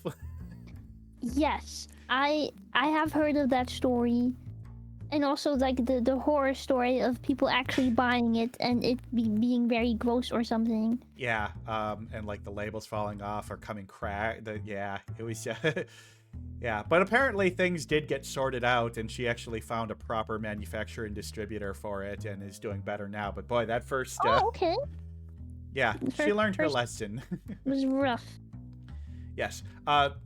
Dragon fruit is what made it, because when you use a bit of the rind and the insides of it, it does have kind of that dyeing property and turns everything a very bright pink. So it looks like an unnatural pink, like Pepto-Bismol, but you can use dragon fruit to make things very bright, vibrant pink and delicious. Yeah. Ooh, yummy. Yeah, Though I've had dragon fruit before, I feel like it just kind of tastes like nothing. It's not a super flavorful fruit. It's one of those things where its appearance is much bigger than its flavor. Yeah. And you almost kind of want to use it, and you want to mix it with other fruits that have a bit more flavor to them. Yeah. That makes sense. Yeah. All right, moving on to the next one. What is that? Oh, that's oh geez. I realize now that I'm gonna have more trouble figuring out the English name for these fruits. Uh-oh. I think... Okay, in Dutch, we call this a grenade apple, but... I think in English, it was called... pomegranate? That is correct. Oh, thank goodness, I got it. apple grenade and pomegranate are probably just like translations of like the same a grenade apple. It's just like I could see like because like the granite is like the grenade part of it, the apple. I don't know. Maybe that works, but yes, pomegranate. Maybe. An interesting one. It's like they're very delicious, but boy, it's a lot of work to eat these. Get the Wait, seeds it out of makes there. sense because pom means apple. Yeah, apple grenade. Yeah, I see it. I see it. Yay for What? etymology. Yay. Well, all right, you're 3 for 3. Off to a phenomenal start. Oh my gosh. Right. But it's gonna get harder. It's gonna get much harder. But I believe in you, Mango. I can do believe in this. you. What is this? Oh, but Now, okay. there's one of two things that might jump out at you, but which of the two is it? Okay, it could be either one. It could be a jackfruit or a durian. I don't know the difference. They look very much alike. So I'm gonna go for the gamble, and I'm gonna say it's a jackfruit. Your gamble paid off. This is indeed a jackfruit. Oh my gosh! Today's my lucky day. Let's second go. Jackfruit is apparently extremely popular with vegans in that it is Ooh. used in a lot of recipes to create like because a lot of its consistency when cooked right the right way can have the same consistency as meat. So I had a friend who Oh. is a vegan who made Asian chili sauce vegan ribs. So like he made Wow. like beef ribs or pork ribs, but used jackfruit as the base with some other like gluten stuff, and then like cooked it and barbecued it, crisped it up, and then put like an Asian glaze sauce on it. And I tell you what, it was delicious. It was Oh amazing. wow. So yeah, jackfruit very useful for vegan cooking when they're trying to make like meat substitutes. Okay, I didn't know that. I've never had them before. I just know what they look like. Yes, and you are right. They look a lot like durians. They're closely related. All right, Mhm. next one. I think we've talked about these ones earlier in the stream too. Why is a picture of my brother here? What is this? How did you get this? How did you find this? I don't know. I just I have my sources, but that I cannot disclose. You know. That's a kiwi. Of course, that's a kiwi. We'll have a kiwi. I love kiwis. Very yummy. So Ruby throwing kiwis in the chat. Love it. Oh, have you ever had a golden kiwi? I have not had a golden kiwi, but they're good. They're very good. Those are the superior kiwis. I've only had like them a few times in my life, but I will never forget that experience. I'll have to look them up. I bet I could get some. Mm-hmm. There's some great fruit markets near me. All right, Yeah. Good. next one. Oh, what are these? Whoa! What is that? What? I told you it's going to start to get a little bit harder. Okay, it's getting a little bit. I think those are. Are those just Are those lychees? Lychee! You got it! Oh my gosh! I got so confused because like the middle part was cut, and I was like, Yes. "What is that?" Yeah, typically you don't cut the pit, which is kind of weird, but I'm No. guessing somebody just took one of these and like took a big knife and just whack and cut it in half. I guess so. That the pit threw me off, but Yeah. we got It's a him. Scotch egg, but with cheesecake wrapped in strawberry. Ah, delicious. Ah, very good. A lychee. One of those things that I don't have too often. I've had lychee before, but it's been a while. I feel like I like the flavor of it, but I feel like the payoff you get with the amount of effort it takes to eat it is just not really worth it. Tachi Mokakuro saying you know such much. You're doing great. You're doing great. Thank you. For a Thank you. quiz that's not even multiple choice, you're doing awesome. You're doing awesome. Thank you so much. All right. Well, Okay, well, since you already had jackfruit, then that must be the durian. that is the durian. And yeah, the way they look on the inside is pretty different. As you can see, this is a much more Yeah. solid thing where it's much more fibrous and like segmented on the inside of a jackfruit. Also, jackfruits are typically a little bit more green, where these are a little bit more yellow. That makes more sense. Yeah, and like the inside looks so smooth. It looks like Mewey the Fox it saying looks fun. like Sorry, Mewey the Fox is saying fun fact. You know, crows are a symbol of fortune and luck in my tribe. Thus, I follow. Well, awesome. Love that. I am good luck. I am good fortune. You watch I my would stream, think you will so. have great fortune. The best thing that will ever happen to you is watching my streams. It's true. It's true. sorry to interrupt you there. You were saying something. no, it's okay. The inside looks like a crepe filled with cream or something. Like it looks very sweet for some reason.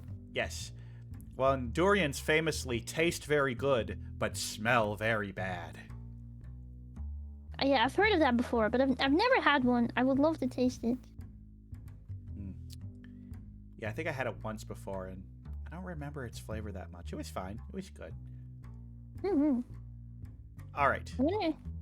Oh, What jeez. is this? Oh wait, is that It's. I've seen this a lot on those multivitamin juice boxes. So I just have to think of the ingredients. I think this is a passion fruit. You think this is passion fruit? Okay. I think so. Is that your final answer? Okay, now I'm getting scared. Yes, I think this is passion fruit. We are going with passion fruit, and the answer is passion Whoa. fruit. You got it. Oh, Oh,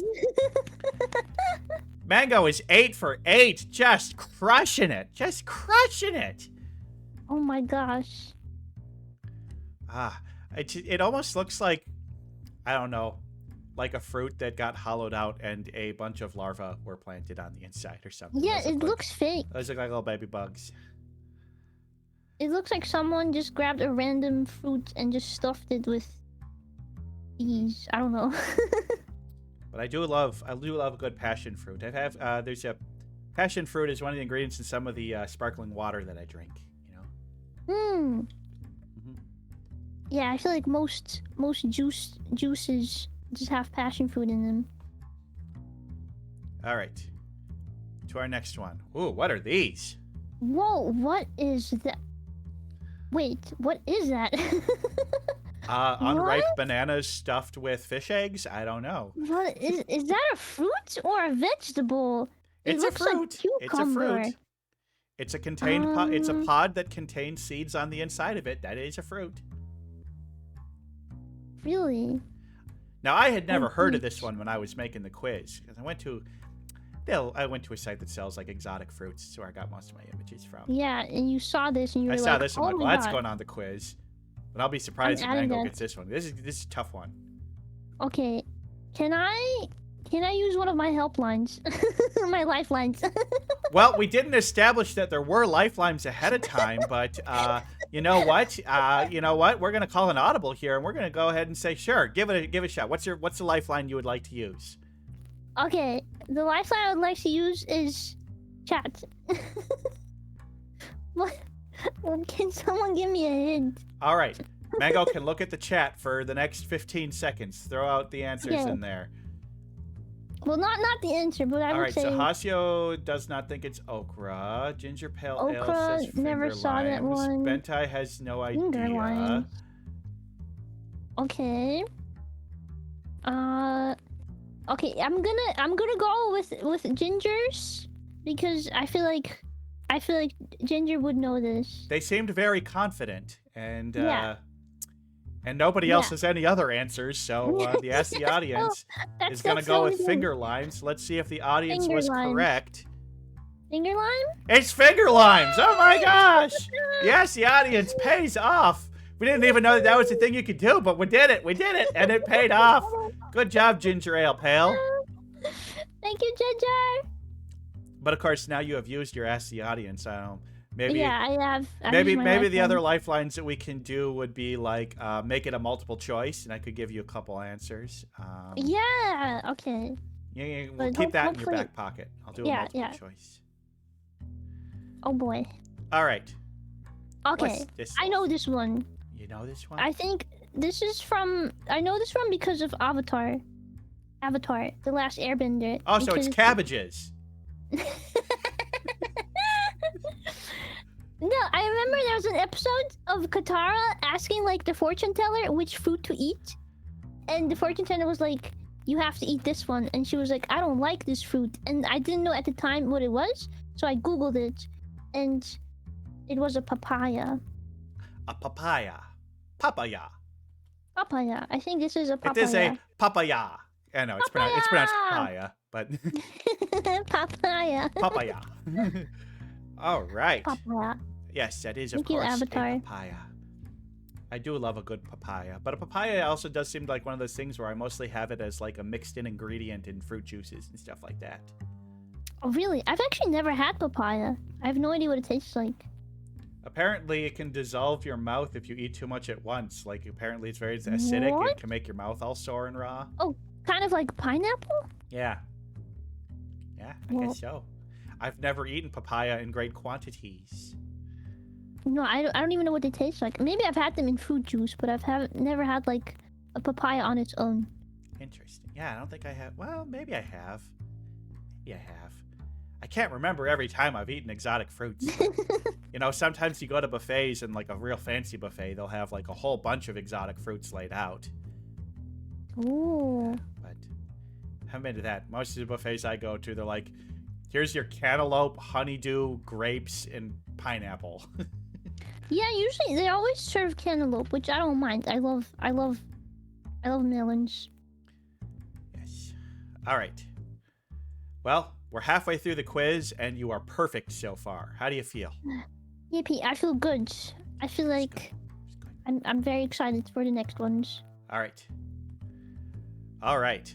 Well, this one seems kind of obvious looking at it. Okay, I feel like my time of playing Stardew Valley is paying off now because I am like 99% sure that's like star fruits. Well, I mean, you cut it into segments, and you get a nice 5-pointed star. So, yes, of course it is star fruit. Yippee! Of course it is star fruit. I know I've had starfruit a few times before, and it does have a very mild flavor, not a super strong flavor. Okay. I yes, I've never had it. good in I kind of smoothies. Yes, good in smoothies. I kind of imagine it would taste like pineapple because it looks like it, but I don't know. Yeah, it's a little pineapple-y. It's like a very, very light, sweet flavor. Nice texture. It's good. It's good. Cute. All right. Oh, you're doing great. Doing great. 11 out of 11. All right. What are these? And, Oh. Uh-oh. Okay, I think I've had those before. They taste like lychees, but it's not a lychee. no, Hasio, don't you finish that. What is that? Oh my gosh.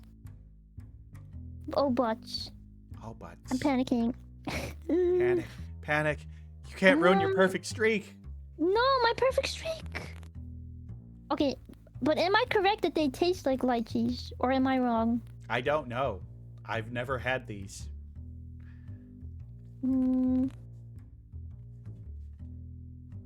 Oh man, I feel like I kind of remember it having like a monkey name, a monkey-like name, but I could be totally wrong. I don't know. Wait, can I use a lifeline? Oh, Can we do okay. can we do a multiple choice? Multiple choice. Okay, I'm gonna have to. Hold on a second. I'm gonna have to remind myself of what these things are called. So I'm gonna have to go up here, and I'm gonna have to censor Oh, yes, the. censor it. We're Yeah, I gonna will be look. censoring the answer not- so I can remember not what it is. looking. Because. Okay. Yeah. Okay. Let me write that down.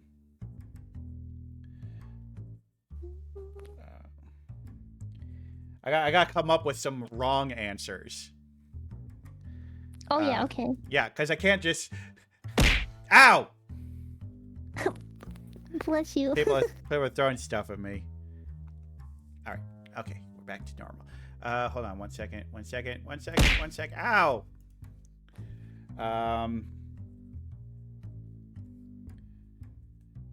Oh, wait, 1 second. I wasn't Yeah, expecting take there your to be time. lifelines, so I'm having to do stuff on the. On the spot. Drink some water. Oh, we got a water break. Drink some water. That means you too. Oh yeah.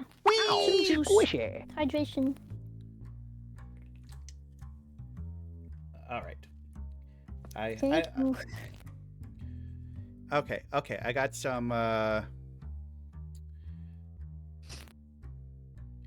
right. Your Here are your suggestion. 4 answers that it could possibly be.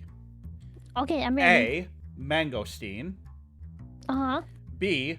A longan. Uh-huh. C. A tamarind. Uh-huh. Or D. A sapodilla. Okay. It's not a tamarind, because I know what those are. Okay. A sapodilla is fake. I don't believe that's a fruit name. Oh, these are all 4 of these are real fruit names. No, it's fake in my book. So you're not saying a sapodilla. Okay, so it's a mangosteen or a longan then. I don't think it's a mangosteen because I remember the inside of a mangosteen being different, so I think it's a longan then? Longan. Okay, Longan. longan, however you Longan. pronounce it. Well, let's see if your answer is correct. Oh my god. Yes! The lifeline has paid off. Oh my gosh, Lifeline thank has you. Paid off. Wow. You're a master. You're a master, Mango. But now you are out of lifelines. You're on your own for the rest of I'm this. on my own now. Okay. Okay. I'm scared. All right. Oh. Okay. This one then has the monkey name. This is the orangutan. Wait, no, the rambutan? Orangutan? Rambutan. A rambutan. Yes. Whoa, Black Betty. Rambutan. Whoa, Black Whoa, Betty. Black Betty. Rambutan. Mango had a fruit. Rambutan. It tastes real good. Rambutan. All right, you're going with rambutan? It is a rambutan. Yippee! God, who knew Mango knew her fruit so well? Thank you. Well, I always say parrots are amongst the smartest birds on the planet. You're proving it right. Oh, thank you. They're just so. Honestly, this thing looks like, as a whole, it looks like a toy you'd get at like one of those arcades for like 15 tickets because you don't have enough. It's like a little cush ball. One of those little Yeah, cush it ball kind of things. does. But they all just look like lychees. I'm guessing they're probably genetically all very taste the similar to same. lychees. Mm-hmm. Yes. Genius Mango. Yes, genius Mango. Oh, thank you. All right. What the Now heck is that? that's a mangosteen. Said with utter confidence immediately. And you are right. This is a mangosteen. Yippee! Now, I what nailed is it about adding steen to the end that makes it so different? Well, it's funny because steen in Dutch means stone. So maybe it looks stone-like. I don't know. Mangosteen? Mango stone. Mangosteen. I don't know why it's called like that. I've never had I mean, I guess it kind of looks like a stone, but I don't know why the mango is in it. Yeah, I don't know either. I mean, the etymology might end up coming from a completely different place than the other type of mango. It's hard to say. Hmm. Do mangoes Yeah. have pits? Hasio is asking. Oh yeah, They do, mangoes yeah. have like one giant pit Big pit. Yeah. that you can nibble on once you finish your mango. Nibble, nibble, nibble, nibble. All right. Whoa! What is that? I know what that is. This had violence inflicted upon it. I know that's a cactus fruit, like a cactus. I'm 100% it's cactus because of like the skin looks like it had pickles on Cactusy. it. It looks cactusy, but I don't know if you actually call it a cactus fruit. I know there's another fruit called, I think it's a fruit, I'm not sure, called like a prickly pear or something. A prickly pear. Interesting. But I don't know if this is a prickly pear or if cactus fruit is a real thing. I'm kind of struggling here, so I. I'm. The fruit is nourished from the blood of its enemies, according to Bentai. Well, we could go with cactus fruit, or we could go with prickly pear. What are you feeling? What does your heart tell you? Maybe cactus fruit is too basic. Let's try prickly pear. We're gonna go with prickly pear. All right, I'm entering prickly pear into the official docket. Ready to hit spacebar to see if you're right. Let's see. It's a cactus pear. A cactus pear. Combination of both. So you were close. Yeah, it was a combination of both. So it's just like, see, you were half right on each answer, but unfortunately that means you're also half wrong on each answer. So that's true. The 14 in a row streak had to come to an end. I'll take. Oh yeah. But this is a moral victory. You may not get the point, but at least you felt like you were close and you almost got it. I feel like it counts in my heart. I was very close. Counts in the heart. Yes. Yes. Mm-hmm. All right. Wow. What the heck is that? Whoa. Okay. It looks painful to hold in your hand.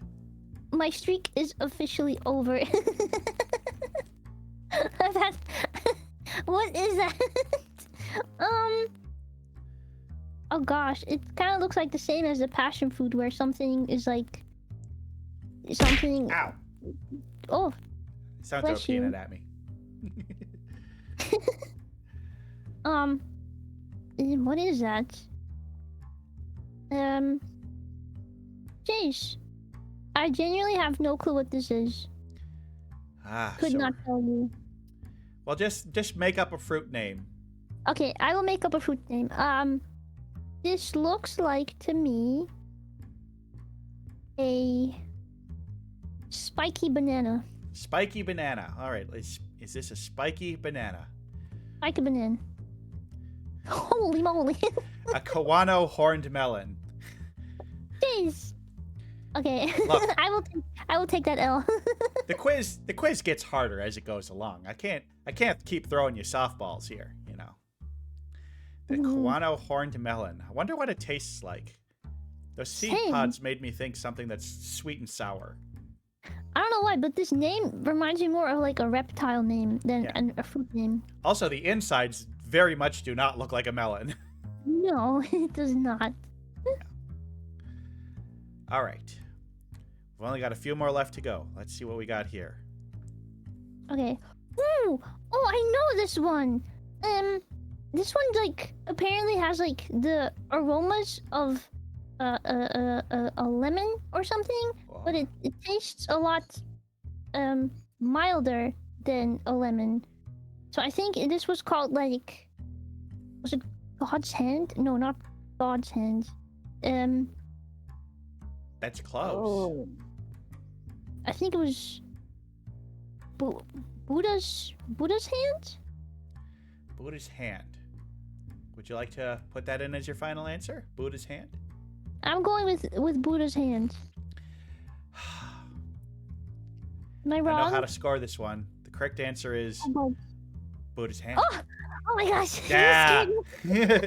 Yes. Hasio was very close calling it Buddha Fingers, but no, Buddha's Hand is correct.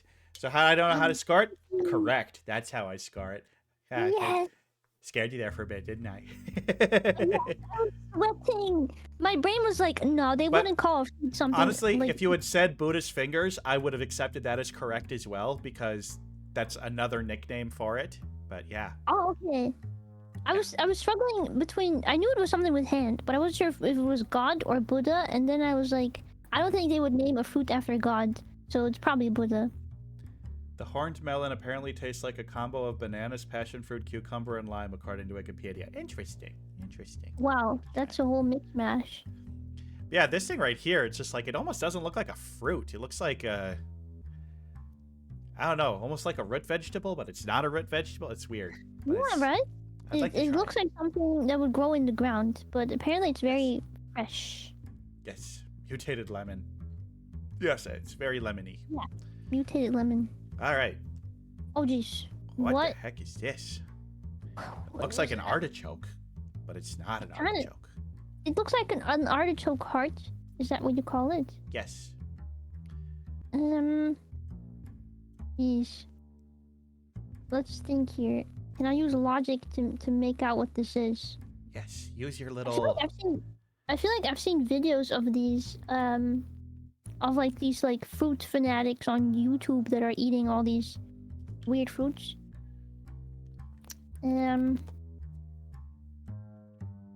Jeez.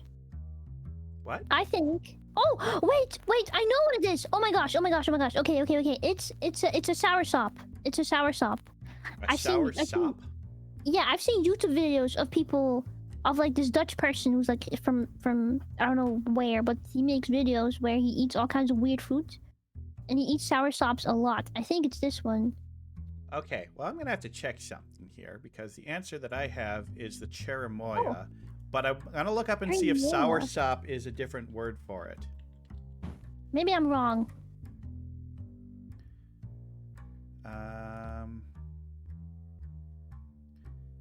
Sour sop. I'm just trying to. Yeah, Yo, maybe that is it's correct. a English name. Oh, Cherimoya is it's okay. It's in the same genus as a cherimoya.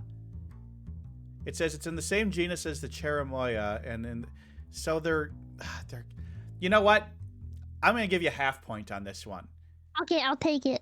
because maybe because the language it's is- basically it's like saying the difference between like if I had showed like a tangerine and you said orange, it's like okay, close enough, you know. Oh, okay. So yeah, cherimoya and a sour sop are basically they're very very similar. It's close enough. I'm gonna give you half a point. I'll take the half point. Half a point for getting something super close. I've never heard of cherimoya. Yeah, I hadn't either. That's why I put it on the quiz at the end where it gets difficult. This is really hard. Yeah. I have to like pull out all my backlogs in my head. Now here's something I know entirely through Kirby and Super Smash Brothers. Oh, that's a persimmon. Persimmon? Yes. Oh yeah, I think they're also in Animal Crossing. They're definitely in Animal Crossing. And you are I right. love eating these. You have permission to say persimmon. Persimmon. All right. Yeah, it's kind of weird. It's like they really look like little orange tomatoes. In fact, when I first saw them in the Yeah, game, I'm right? like, isn't that a tomato? No, it's not a tomato. The persimmon. Persimmon. Have you ever had one? They're actually really good. I don't think I have. I gotta try one. I bet. Oh, I yeah, bet you they have should. them at my local Asian market. I should get one next time I go. Very tasty, very sweet. Yes, I like good sweets. All right, we got one more to go. One Oh, more boy, to last go. one, The last one. final fruit. Okay. I'm scared. Oh, that's a fig. Oh, simple Right? little fig. I think It's so. a fig. It's a fig. Yippee! Yippee! Yippee! Yippee! Yippee! A All corvus right. fig. Squishy. Squishy. Well, Whee! after all of the questions, we have now Mm. arrived at the end, and your final score was 17.5 out of 20. That Okay. is amazing. That's really Okay, that's good. pretty It's an 85% on a quiz you didn't know what was coming up, had no ability to study for, didn't take a class on, just out of the pure knowledge of your brain, you got 85% on exotic fruit quiz. That, Mango, is amazing. That I is, tell like, you did, like, I looked up fruits and added it to the list. If I had taken this quiz before I had made it and done the research, I would have maybe gotten, like, 12 or 13. Maybe. You are such a smart little bird, and I think we all need to give you a round of applause for that one there. Give a big round of applause for Mango. Oh, I think it's so good. I like fruits. I really This clapping thing. Now you can't hear the clapping, but trust me, Thank you. they're clapping. They're clapping. I can feel the clapping. Thank you so much. Thank you. Well, we're now at the 2-hour mark, so it's about time to wrap up the show. So, Mango, I have to say you have been just the most wonderful little sweet bean, and I'm so happy to have had you on. Thank you so much. I'm having a great time. I'm so glad you had a great time. We're just all my viewers are so happy to have had you. I'm so happy that you've brought along many of your viewers to watch my little show, which we do typically on Sunday evenings at 7 p.m. But we had to make it a Sunday dusk for little Mango because we don't want Mango have to stay up till like 2 a.m. to do this. Yeah. That'd be too much. I am baby. I need to sleep on time. Thank you, Darkius, for the follow, and everybody. Ginger Ale Pale, thank you for the follow, and everybody else who tuned in and followed. And Skeleton Cow 5. Oh, thanks, so many follows. Thanks, so many follows. Thank you so much for all the follows. You're all wonderful little sweet beans, and I really appreciate you. I do have an announcement for my own channel. On Wednesday is a tentative day. We will be debuting a new show on Corvus Twig TV called Twig's Missing Movies, in which I watch a movie that I have never seen before that is picked out by a guest of mine. And my guest will, pick a movie that they really love and could talk about and that I've never seen. Now, I got a master list. There's so many movies on that list. It's like 1,000 movies long. Turns out there's a lot of movies I haven't seen. I've seen Manos Hands of Fate, so sorry it's not on the list. But there's all sorts of great stuff, and if you are a VTuber and you think that sounds fun to you, or if you think this show sounds fun, give me a hit up. I'm always looking for more guests. But now, Mango, it's your turn. Is there anything you would like to plug? Anything you got coming up we should know about? Well, one thing that I would like to plug, I guess, is I'm gonna do a Lego stream today. Ah! I'm gonna make a Kingfisher on stream. Kingfisher Lego set, which is pretty cool. But besides that, I'm just vibing on Twitch. I stream 3 times a week. Yep. I do a variety of things, and I hope everyone has a nice day and stays hydrated. Yes, stay very hydrated. All right, let's see here. We gotta find somebody to send all these lovely peeps over to. Let's see. Oh, Lamp Devil's live. We love Lamp Devil. Hell is doing stuff. We love Hell. Hell is a cute bean. You ever watch Hell? Hell's a cute little Scotch bean. Oh, I've never seen them, but I'm sure they're great. Let's see here. I think we'll send people over to Lampy. I don't get the opportunity to. Lampy's one of my closest friends, and we don't get a lot of opportunity to raid Lampy, so we're gonna do that. But Yippee. we're gonna have a great rest of our day and a great week. And thank you so much, everybody, for watching, and we will see you all next week, and also hopefully Wednesday, because we love my new show. So, all right, Yeah. everybody, have a great night. Say goodbye, Mango. Bye bye. See you Thank you so all much. later. Bye.